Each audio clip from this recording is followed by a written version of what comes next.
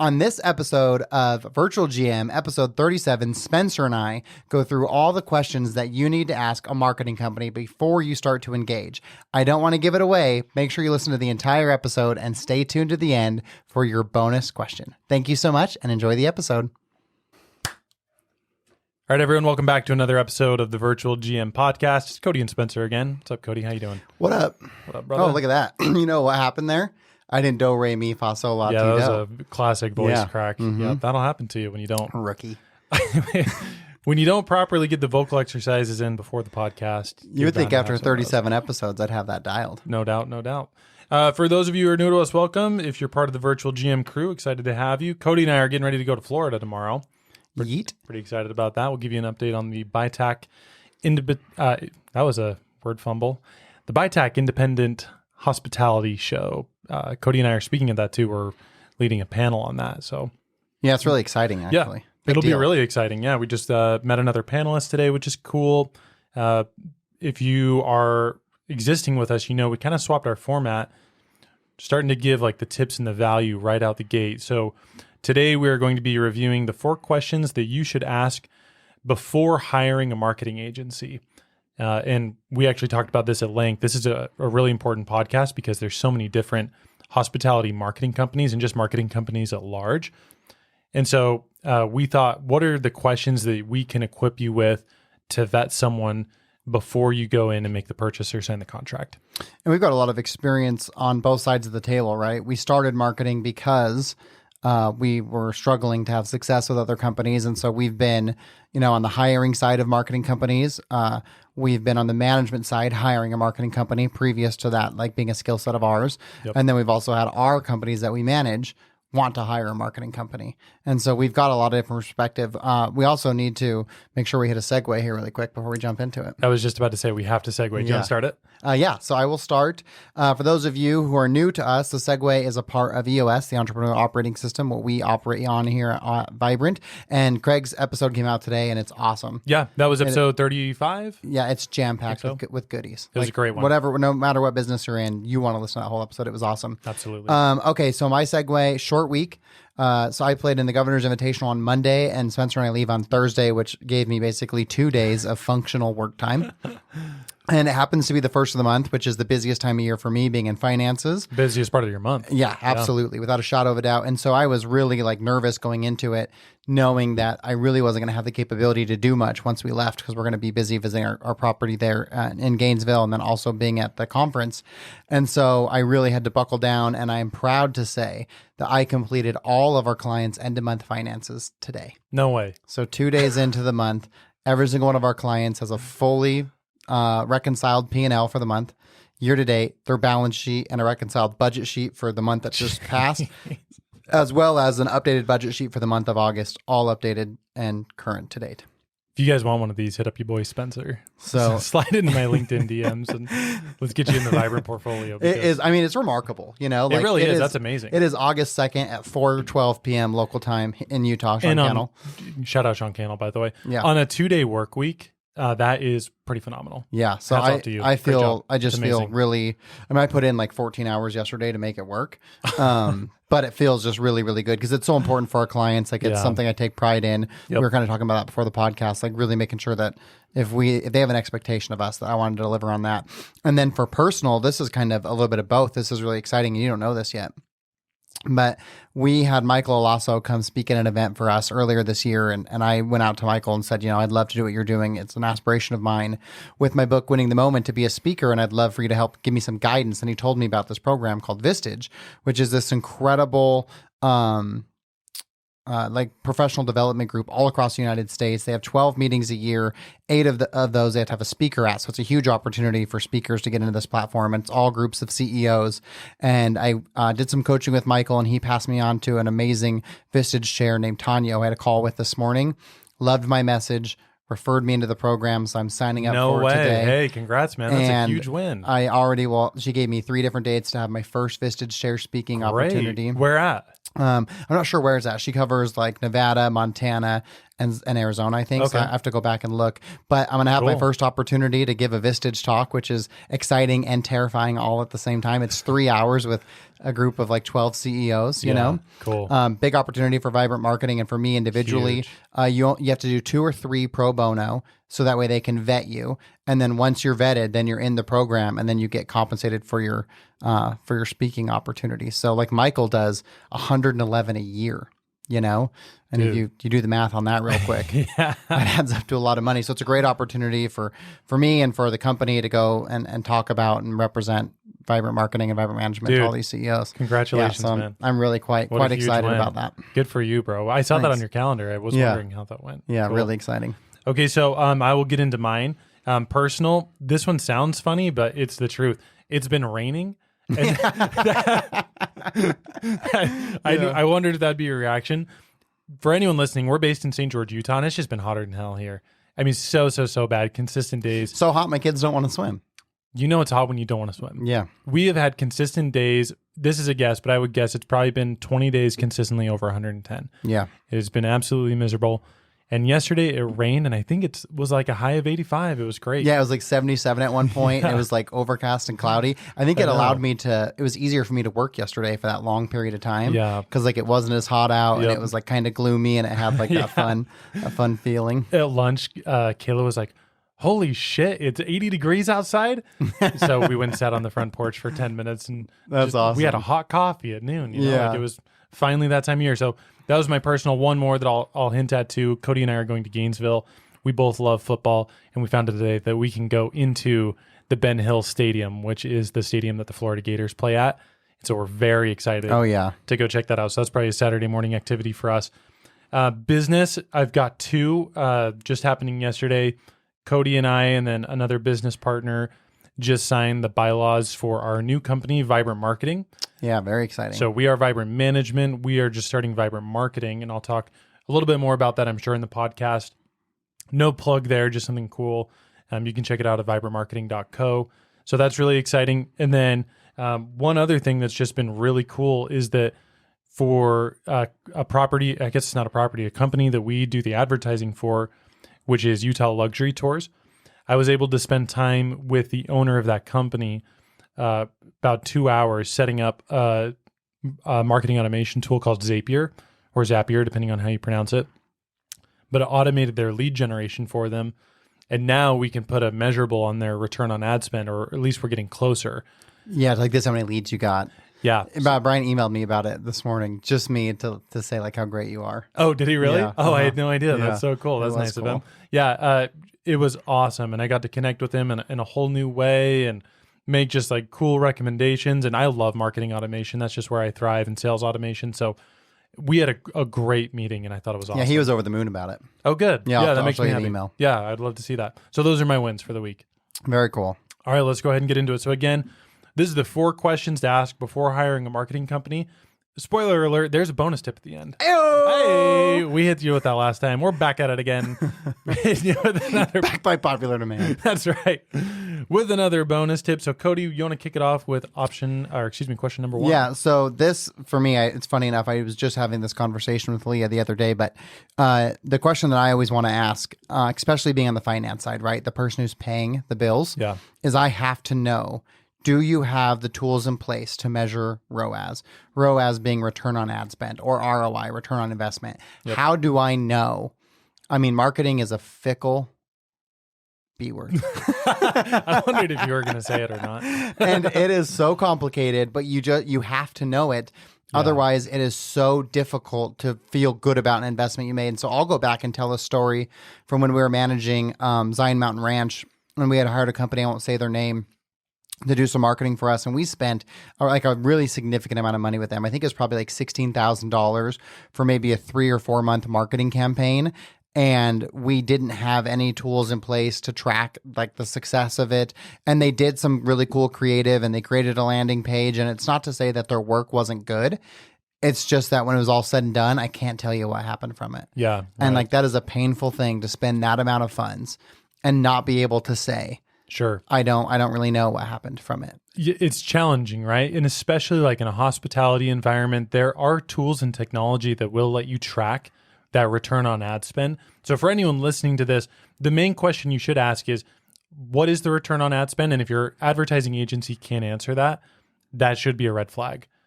It's not even worth doing it. If they don't have a way to answer the question or at least a way to measure it, then really to me it's like you're really just wishing. You're just wishing for something to happen. That's not a very good strategy. There should be some introspection though, because if you are set up on a PMS that maybe isn't as advanced, it may not have the ability. Right. And that can default to, I don't want to say your fault, but your responsibility to change. If you want that data, your marketing team is going to be better for it. And they, obviously thank you for One that. of the great examples, we had a property that we were managing that was on a PMS that didn't have that ability. We spent, how long did you guys spend trying to figure out the tracking? Just on the phone? I'll throw this company out there. It was terrible. Maybe they'll take a little feedback.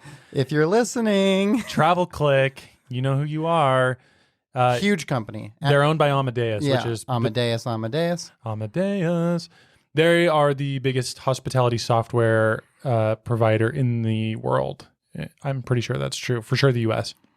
They're a $1 billion company, multi-billion-dollar company. Actually, now that I think about it, it was terrible. It should be very easy if you're a company of that scale. It's a publicly traded company. Yeah. You should have a developer that is tasked to more sophisticated than many of the PMSs that we work with, and much larger.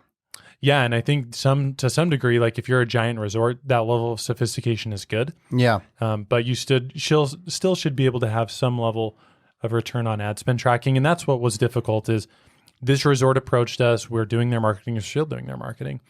And we could never find a solution through TravelClick to tally up the return on ad spend. I was so hell-bent that was a possibility that I was like, screw it. I'm going to call these guys and figure it out. Not a word of a lie. I probably spent more than 20 hours on the phone. Yeah. On the phone. Well, and what was interesting is their previous marketing company told them that they could track it. Oh, yeah. I forgot that part of the story. And then we found out like, oh no, they were basically taking a guesstimate. Yeah. They were basically saying, well, here's all the traffic that came. So with all those clicks, then that means you must have gotten this. And they basically were bullshitting a ROI. Yeah, they were tying a dollar figure to the amount of times the book now button was clicked. That's what it was. Yeah, and they were taking the average nightly rate and tying it to that, which is absolutely... Sometimes that's all you can do. In that situation, that is literally all you can do, right? Like, should that marketing company have made that claim? No, but like also at the same point, that's also all you can do. Yeah, that's all they had.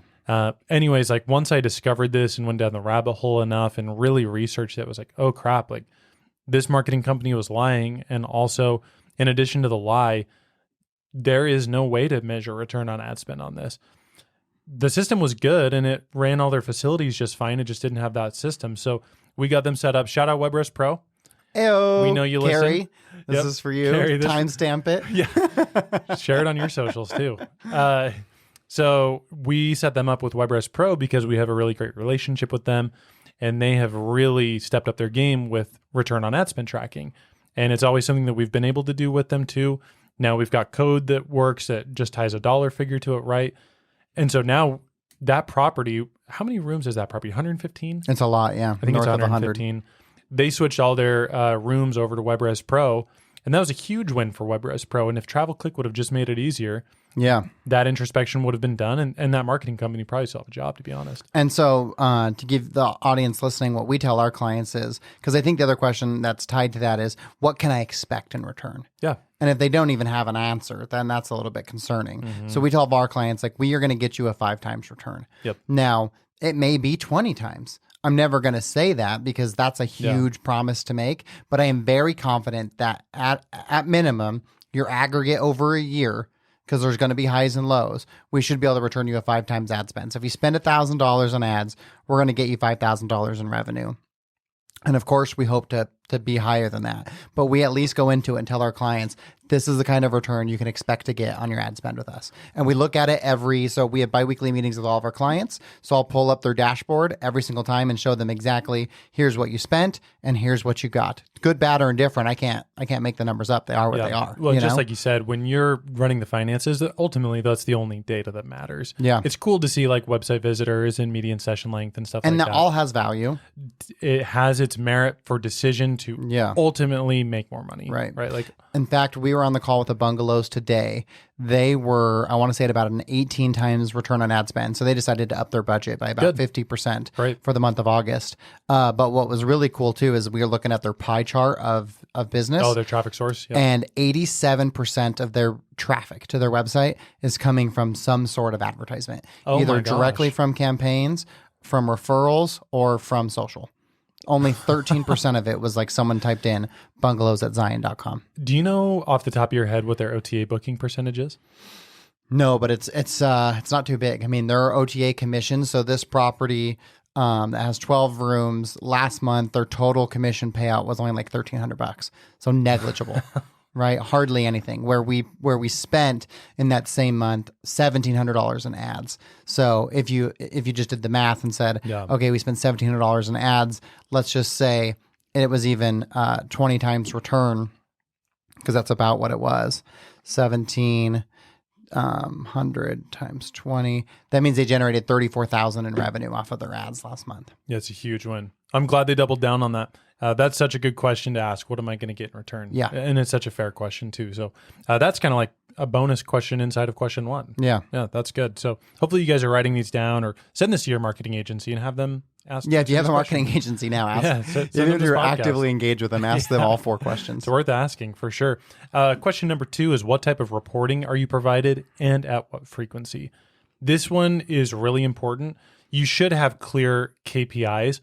We talked about some of these KPIs. So what's your ad spend? How much are you spending? And then what are you going to get for that? So Cody mentioned at Vibrant, our return on ad spend floor is 5 times return on ad spend annually. We look at that at a weekly and monthly level too. Yeah, So we try and always be there, but just Yeah. really we're saying for the Right. year. If your budget is $60,000, we're gonna get you a 5 times ad spend return Exactly. over the 12 months. There are some really unique dashboard solutions that we use to present these, but you should have, especially in hospitality marketing, you need a marketing team that's going to be meeting with you frequently. So usually we set up meetings that are bi-weekly or monthly. Maybe your marketing team does it differently and it's a schedule that works for you, which is great.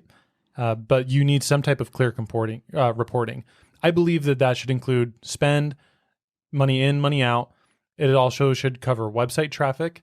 You should have some type of variable on there too. So did it go up? Did it go down? Yeah. How long were they on the website? That's a great indicator of if your website's even able to engage with or not. Yep.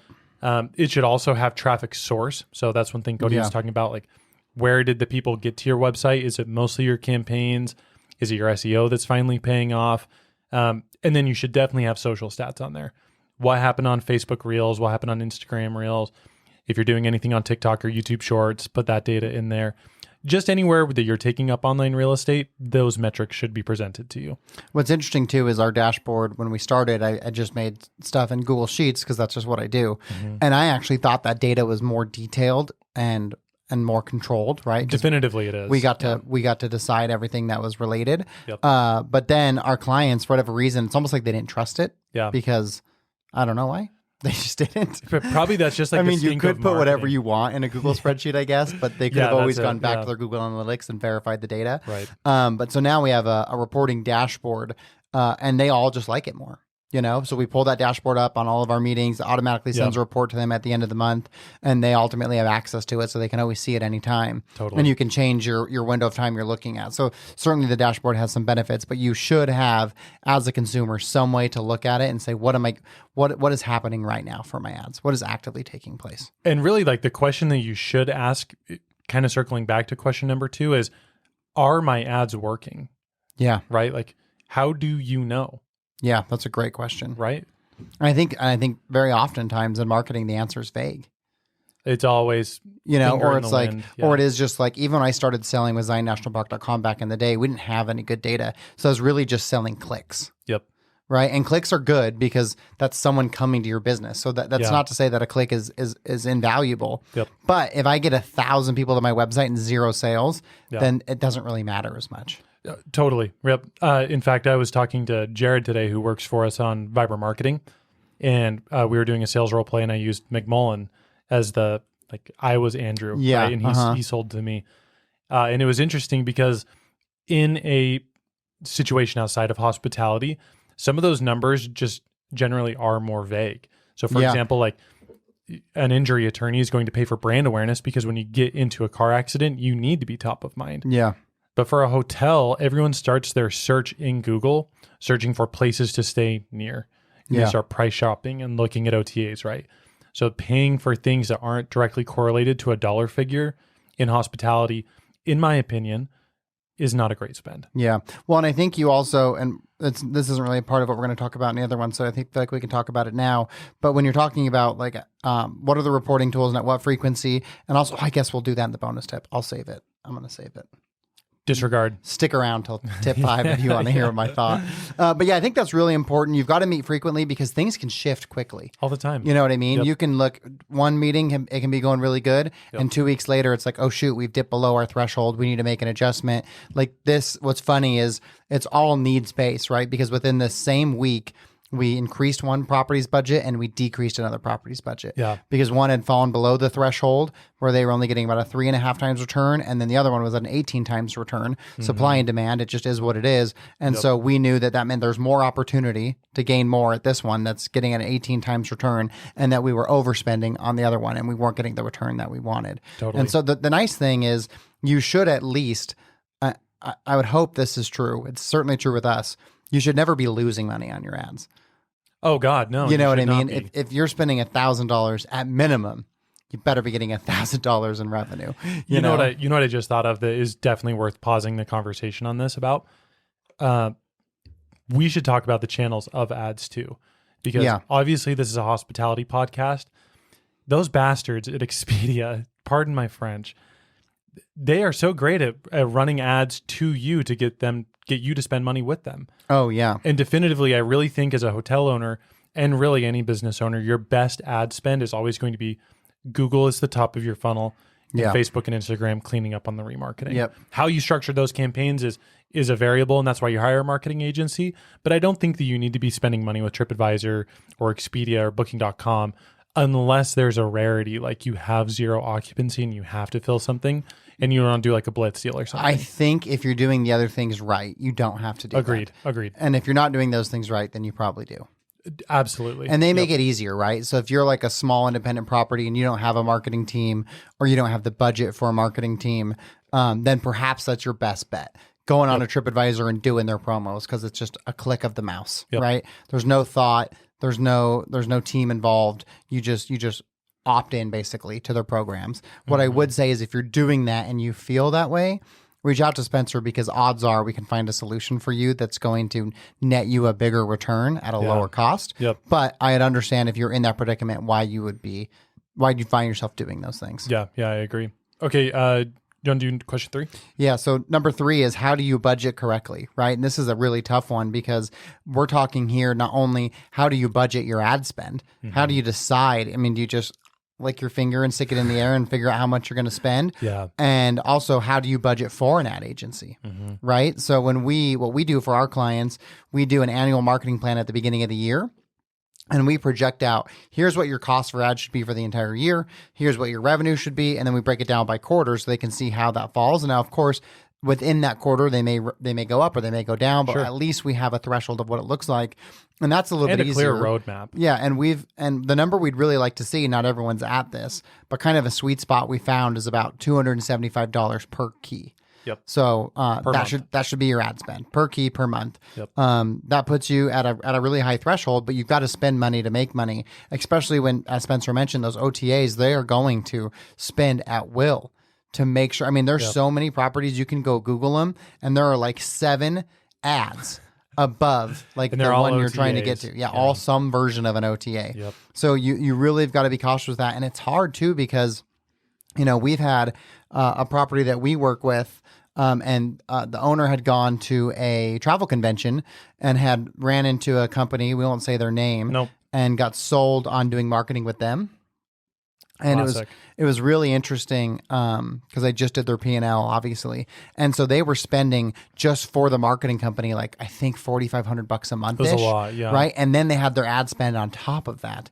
And so it's like, gosh, you then have to do your multiple on not just what you're spending on ads, but also what you're spending to get the ads. Yeah. Because that's ultimately your ad cost, right? Totally. And so I was just looking at their P&L because they had this company at this time last year, and they had spent obviously way more in marketing because they had that fixed cost. And then we spent about the same in ads. So Yep. that part was flat. So they're, $4,500 more there. And then this is what the kicker was. Their OTAs last year at this time was like 4,500 and this year was like 1,500. Nice. So with the same ad spend, we reduced their OTAs by about $3,000 in commission Nice. payments, right? Yep. And I can remember going over the P&Ls of this client last year, and we're looking at like the year to year. Yep. And she was like, well, why is our OTA commission so much higher than last year? And I said, well, my guess would be you switched your marketing company and the ads weren't as effective, and therefore Yeah. you had more OTA bookings. Yep. But going back and looking at it yesterday when I was finishing their P&Ls last night, because I always look at the year over year to see how we're doing. Yep. And so it was really, that was like a glaring thing that stuck out. Like, wow, I forgot, they were paying like $4,500 a month or something to this company Yeah.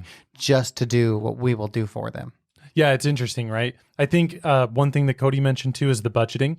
So we talked about $275 per key per month. Yeah. That's a good benchmark. Obviously, we're talking as if we know the property that you're at. Yeah. And really, we manage our portfolio. So we have a hotel in Florida and lots in Utah and scattered around the Washington West State, Coast, right? Oregon. Illinois. So we can make recommendations off of what we know, but ultimately you need to analyze your product and what you have. I think that's a pretty safe number.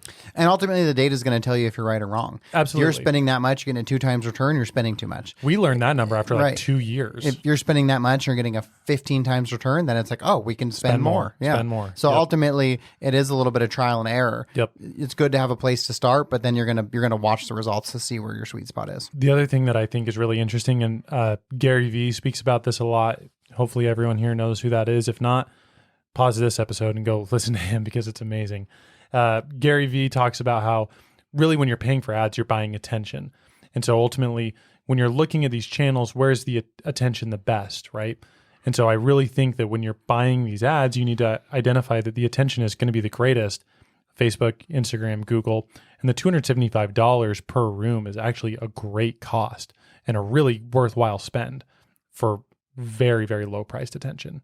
Yeah, and what's nice is when you know that spend is returning you back more money than you spent, Yep. then there's really never a reason not to do it. And talking about budget, I want to go back to that. I hope you guys have a budget. So if you're listening to this, Yeah, you don't have a first and budget, foremost. you should probably get that started. Yep. Right? Because it's really, you're basically operating blind. It's like driving a ship without a map. You got to have a budget to know where you're headed and also to know where you're coming from. Because when I go, since it's the beginning of the month, we just went and reconciled all their budgets. And then as I'm making the August budget, I'm looking at August of 2022. I'm looking at August of 2021. I'm also looking at July of 2022 and July of 2021. So I can see what happened month over month in the previous years Yep. to give me a better, and it's funny, I was looking at Vibrance today. We were within $1,000 ish of what I budgeted for expense, and we were with less than $1,000 in what I projected wow. in income. Nice. I mean, it's truly remarkable. I've Yeah. really figured it out. I've really dialed it in. So you've got to have that budget. But when you're doing that and you're thinking, I would start first with what you want to spend on ads, because that is infinitely more important Yeah. than what you're going to pay for an agency to do the ads. So first figure out what you want to spend, what you need to spend.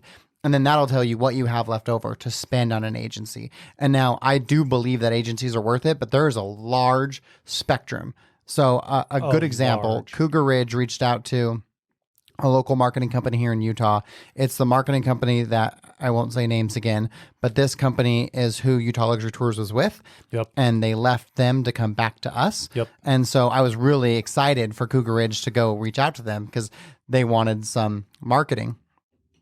And I knew they're not ready for this proposal. They're just not going to be Knock ready their for it. socks off. Yeah. The proposal was $118,000 to run their marketing for a year. Yep. Which, because Cougar Ridge is a full management company, that means that we include all of our services within the percent of revenue that we earn for our services. And so that percentage doesn't change whether or not you utilize the marketing. So they would have had our cost plus an additional $118,000 Annually. Yeah. annually. Needless to say that it was a was a real quick quick and no. easy no. Yep. You know, because you're talking that's almost that's almost $10,000 a month you're Oh, yeah. spending just to have the access to the marketing, and so that gives you an idea. Like that's really what you can be spending on marketing now.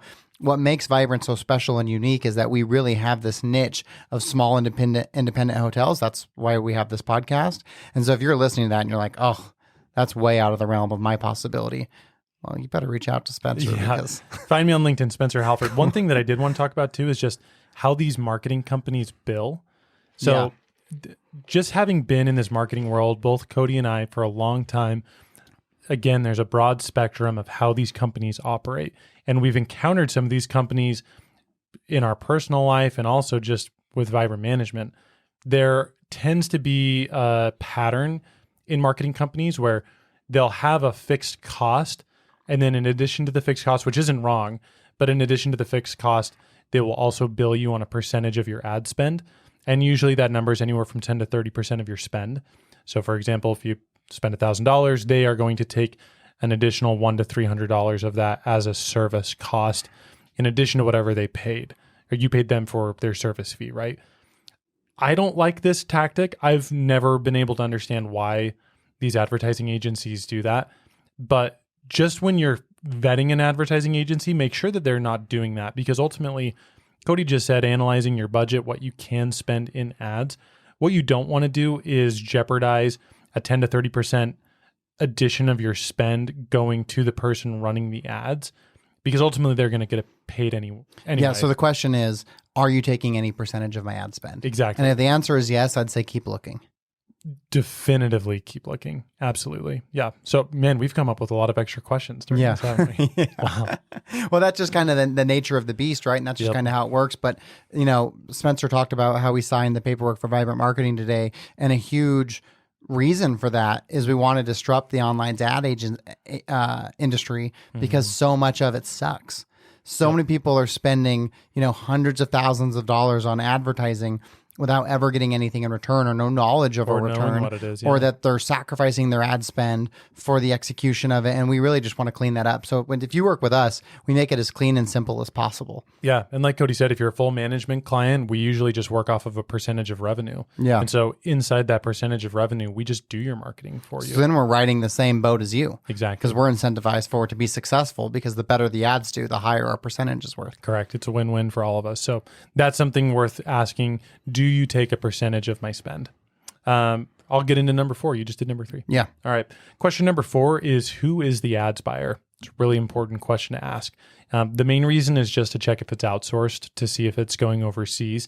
You can buy ads buyers and Won't AI do your ads buying now too? Like, I'm sure that there's bots out there that'll. there are definitely Automate AI it. bots. I don't know if I would trust an AI No, of bot course quite you yet. wouldn't trust Yeah. it. That's the point, but Yeah. they exist, right? So you could Yeah. easily throw up a beautiful website landing Yep. page, sell yourself as a marketing expert, and then outsource it all to the Philippines, or have AI take care of it. In fact, I saw Right. like a video where someone's like, here's how to create, and it was here's how to create a completely autonomous SEO business. And it was all about utilizing Artificial AI intelligence. to do all the SEO and sell these marketing packages. I read a post on LinkedIn that artificial intelligence won't take your job. It's someone using artificial intelligence who will, Yeah. which is definitely the truth. Like, it's technology we all have to adapt to. In fact, that's what you and I are speaking about at ByTech, is Yeah.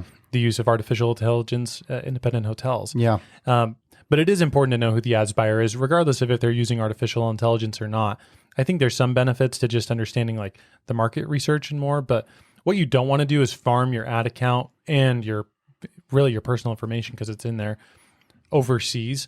There's a lot of ads buyers that you can find on like Fiverr, Upwork, that are often kind of disguised in a marketing agency. Yeah. And they're in like Pakistan, India, the Philippines, places like that. And they're probably smart. I just don't trust the level of security that they may have. Well, right? and they make it so weird with marketing on like Facebook and Instagram, because like they always have to like personally add you. Yeah. And so there's so much sharing of information. Exactly. And you know, you got to give us your credit card, Yep. because we always want the ads to go on your account. And so there has to be like a real level of trust. Yeah. I think the other question you should ask is, can I meet them? Yeah. You know, ask them questions, ask them these same questions.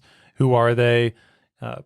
Man, I'm trying to think of just like some other qualifications, but really when I think about it, I just want them to live in the United States, be on the same sleep schedule and as be me. available. Yeah, and be available. Exactly. You know, like obviously you have your regular scheduled meetings, Yep. but if something comes up or we've got a special promotion or a website, a widget's down or a booking page is down, like I want to Yeah. make sure I can reach out to that person Yep. and get a response, Yep. you know? Absolutely. And I think that you'd also want to know who's the ads buyer. Show me the accounts they've ran. Yeah. You know, what are some examples of this particular ads buyer's success? Can I talk to one of your clients? Exactly. That I think that's also a warranted question as well. Yep. Charmene did that. She called That's right. the owner of a property that we do the marketing for, and had glowing reviews to say. Right? That's great. Excellent things. In fact, he's coming with us to buy tech as well. So, Oh yeah, that's right. yeah, I think that's good. I just remembered all that today too. I was That's like, funny. oh, Well, that'll wow. be fun for them to connect. Yeah, that will be. Oh yeah, that will be cool. For them to connect. No, I was going to say is Tony on our flight, but he wouldn't be because we're going early. Yeah, I think he's on our flight out. Oh, so I'm back home. Yeah. Sweet. I think. Anyways, yeah. So those are some good questions to ask just around the ads buyer. Yeah. Yep. What? Go ahead. Do you hear something? Nope. I was wondering where that was. It's the bonus question. I'll let Spencer rip it off. I got to tell the bonus last time. All right, the bonus question. Bonus question number 5: Who handles the creative? And this is a really important question because your ads really are only as good as your creative, especially your social ads. So just identifying if you, as the owner, need to develop the creative, hire someone, or if that advertising agency will handle the creative and make it for you. And sometimes they're packaged as both. Like for Vibrant, oftentimes Yeah. we do both. Well, yeah, because the thing is, you want your creative to be cohesive. Yeah. Right? Like if someone sees an ad and they land on your website and then they see your pop up, click through it, go through your website, see another thing, they leave, they go onto Facebook, they get retargeted by you, they're back to it, then they get to your Instagram, they look Yeah. at that, and it's all cohesive Yep. and it all melds together. Then they do decide to book because Totally. you did a good job. Then they show up in the room, they get their room book, they see their Wi-Fi tag, and they're just like, oh my, they get their digital room book via Akia. Akia, shout out to you. And all of that happens. And then it's just like, whoa, this is like this incredible, immersive, and cohesive experience. And that's what we want it to be. That's why we have style guides and brand books, and everything is meant to be all under one family of design. So that way, from your first ad all the way through your booking process to actually staying to leaving and getting your follow up, it's this cohesive experience that really makes you have a connection with the property. It shares the same message. The communication is uniform, and that's something important for whoever your marketing agency is their communication dialed too. So for us, it's really easy because Leah can run into a situation where she needs this type of content, and she can deploy Kyle to go get it, and then we can move that and run that in the campaign, right? And the other thing too, speaking on creative, is that do you want to have all the brand assets that you need? Right. Do you have all of the tools necessary to be able to even execute creatively? Right. And then anyone can buy ads, right? And there's different levels of skill set to buying ads. Yep. But what's your compelling argument for why they should stay with you? You know, what's the thing you're drawing them to? You could have a great ad that generates a lot of traffic, but when they land on your website, what's the hook? offer? Yeah. How do you get them? If you don't have a hook, then what are you really doing? Exactly. You know? Yep. And so, in fact, we have a property that's got an older website and it's got some real limitations, and they happen to have this incredible restaurant, and they're running a truly remarkable dining program right now. That's one of this the best in the incredible state. promo, best chef in the whole state of Utah, but the website just doesn't have the capabilities to execute like I would like it to. You know, like we can drive the traffic there, but then the website just isn't built with the ability to continue that funnel in the way that I would like. Yeah, and it's pretty glaring to the user because we do a really great job of building up an awesome experience through the brand that we're portraying through the digital ads. And then what happens is you move to a lackluster website. It's not bad. It's just not great. It doesn't tell the story adequately.